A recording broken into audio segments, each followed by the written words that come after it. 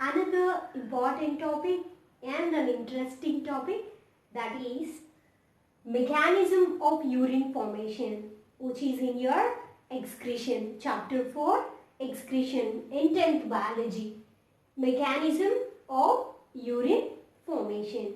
And in the previous class, we discussed about structure of nephron. Nephron is also called as uriniferous tubule, and it is the structural and functional unit of the kidney. And how mechanism of urine formation takes place inside the human being body, about that now we are going to discuss in a simple way. Okay, mechanism of urine formation takes place in 4 steps. In that, the first step is glomerular filtration. What is the first step? Glomerular filtration. And if we talk about glomerular filtration, first let's have a look on this diagram. Here, what is this? Bunch of blood capillaries, fine blood capillaries, we calling as glomerulus. If the filtration takes place inside the glomerulus, we call such filtration as glomerular filtration. And if we start discussing about glomerular filtration, first let's have a look. Afferent arteriole and efferent arteriole. Afferent arteriole brings blood into the kidney. Efferent arteriole takes the blood out of the glomerulus. Okay, it brings the blood into the glomerulus, and efferent arteriole, it takes out the blood. Okay, then see here, if you observe the afferent and efferent arterioles, the diameter of afferent arteriole is more when compared with efferent arteriole. Depending on these difference present in the diameter, here a type of pressure may be created inside the glomerulus.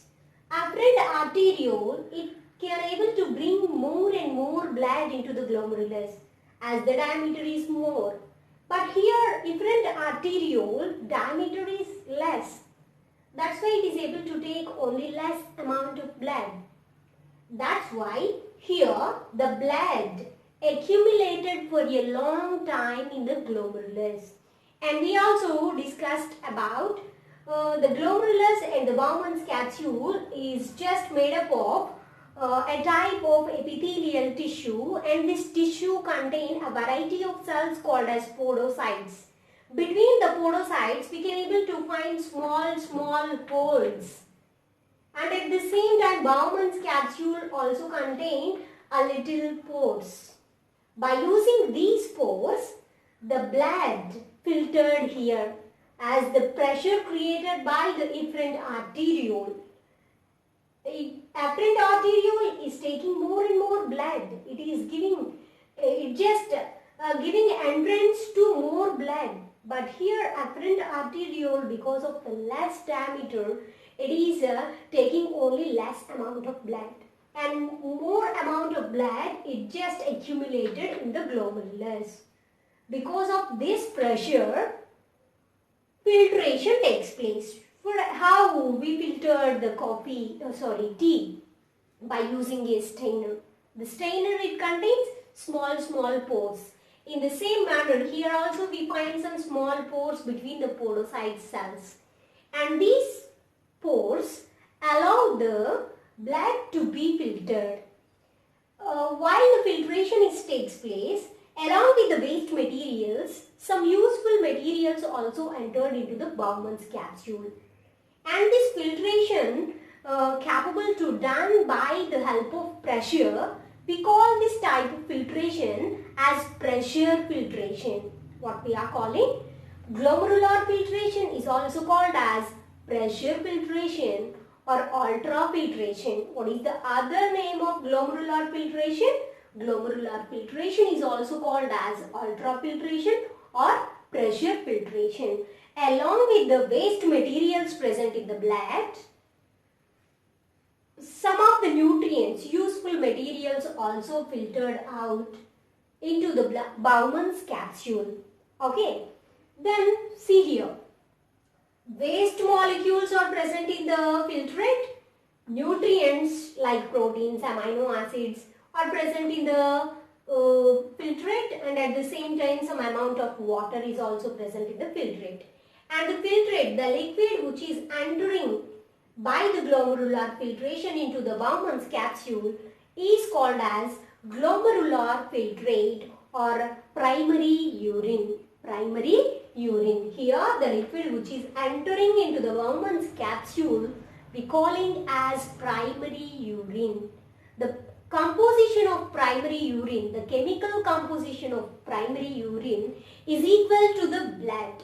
Here only one exception. In the blood cells are present, but in the primary urine there is no blood cells.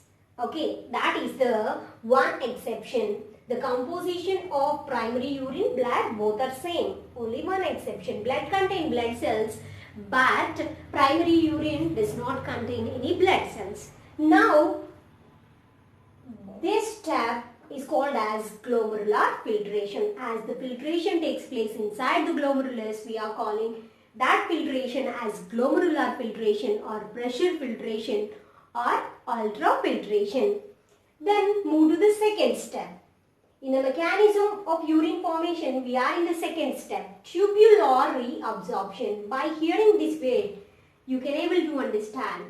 This reabsorption takes place in the tube. What is the first tube? After the Bowman's capsule, we find PCT, proximal convoluted tubule. The primary urine enters into the proximal convoluted tubule, and this proximal convoluted tubule is covered with peritubular network. Along with the peritubular network, proximal convoluted tubule capable to reabsorb the useful materials present in the primary urine. Okay, what it can able to absorb? The useful materials like glucose, amino acids, vitamin C, potassium, calcium, sodium, chlorides. Along with that, it is also capable to absorb about 75% of water. This all may happen inside the PCT and by the help of peritubular network which is covering the nephron. Okay, then after that the primary urine enters into the loop of Henle. Loop of Henle. And then here tubular secretion takes place in the DCT.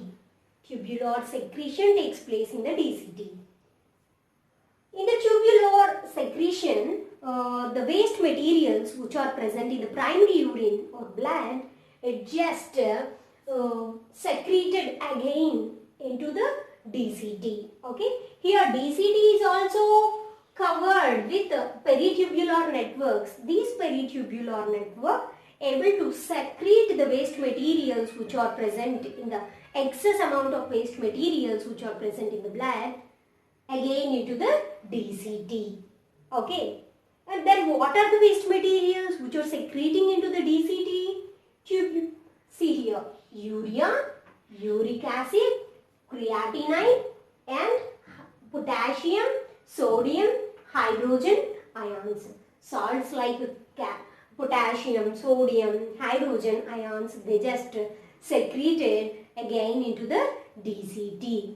Okay, that is the function of a DCT. By the help of peritubular network, the waste materials present in the primary urine and the blood, they just secreted into the DCT region. Then the tubular secretion completed. Now we are going to the fourth step. That is formation of hypertonic urine. Formation of hypertonic urine. This step is also called as concentration of urine. Concentration of urine. This formation of hypertonic urine takes place in the collecting duct, in the collecting tube, in the presence of a hormone called as vasopressin. This vasopressin hormone is released by pituitary gland. Pituitary gland capable to release the vasopressin hormone. In the presence of vasopressin, only the concentrated urine may form in our body. Depending on the level of water present in our body, the concentration may take place. If we are taking more and more liquid items, then the vasopressin, it need not to be produced. And in the absence of vasopressin hormone, there is no formation of concentrated urine. That's why the presence of vasopressin hormone is very, very important for the fourth step. And if the vasopressin hormone is absent inside the human being's body, then it leads to a condition, it leads to a disease called as diabetes insipidus. Diabetes insipidus. The people who are suffering with this disease, they just repeatedly go to the diluted urination. Okay, the urine is not in the form of concentrate. It is very diluted. They may secrete excess urine, and they also go for the urination repeatedly. Repeatedly they may go for the maturation process for urination. That is the main symptom of this disease, diabetes insipidus. Diabetes insipidus is a special type of diabetes, another type of diabetes. Okay. Diabetes mellitus is another type of disease, and here formation of hypotonic urine takes place only in the presence of vasopressin hormone, and this vasopressin hormone secreted by pituitary gland, and this fourth step occurs in the collecting duct. Like this mechanism of urine formation takes place inside the human being's body. I think you understand the mechanism of urine formation well. If you like this video, please subscribe to our channel. If you have interest, share with your friends. Thank you for visiting our channel. Learn best things with